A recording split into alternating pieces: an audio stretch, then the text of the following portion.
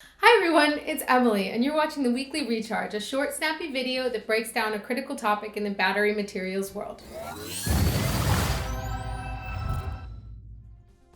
I just got back from South Africa, where people kept asking me, what do you do? And I ended up talking a lot about batteries and cobalt. So, this week's video is going to get into why cobalt mining is really about copper and nickel. So, cobalt's a major concern because of illegal mining involving children.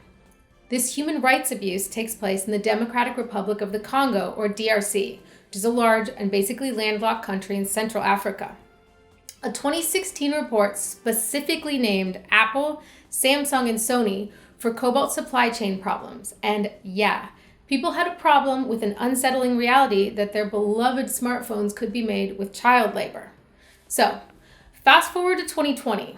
A lot of especially younger people are trying to use their voices as consumers to demand responsible supply chains.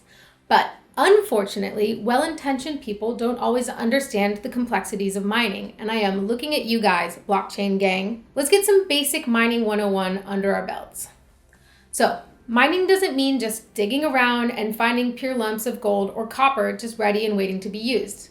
In almost all cases, mining a metal starts with extracting ore, which is a special mining word for rocks that contain minerals that can be extracted profitably.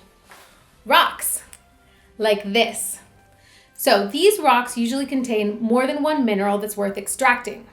Cobalt is almost always found in the same rocks that contain copper or nickel. So to talk cobalt, we need copper-nickel context. According to Benchmark Mineral Intelligence, in 2019, roughly 140,000 tons of cobalt were mined worldwide. 74% from the DRC and 5% from other African countries. But this doesn't mean that 80% of the world's cobalt involves child labor. Remember our ore? 75% of cobalt is mined as a by or co-product of copper, meaning the cobalt extraction is a secondary step in processing the same rocks. And another 24% is the same but with nickel. So just because your battery contains cobalt from Africa doesn't mean it was the result of child labor. The whole mining equals bad or stop operating in Africa mentality doesn't provide a solution that actually helps people. And in landlocked desert country, mining makes developing countries a real part of the new energy supply chain. Look, almost everything in your life, from the walls of your house to your phones and even your forks and knives, are made from minerals that come from rocks that came from a mine. And even if you write blockchain in front of a word, at some point it still came from a mine. So if you want to actually make a difference, it's not about being anti-mining, it's about accountability.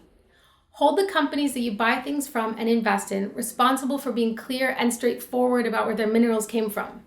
And avoid companies who pretend that their metal-containing products are not part of mining supply chains. Because guys, that's obviously ridiculous. Minerals and the rocks they're mined from are critical to the future of energy. If you want to learn more, you can check out my website at www.batterymaterials.energy. And I know, it's a website not ending in .com. Welcome to 2020, kids. That's it for this week's edition of the Weekly Recharge. I'm Emily Hirsch, and I have friends that I need to annoy with rock facts that they did not ask for. So I guess you guys can all go back to anxiously Googling Iran.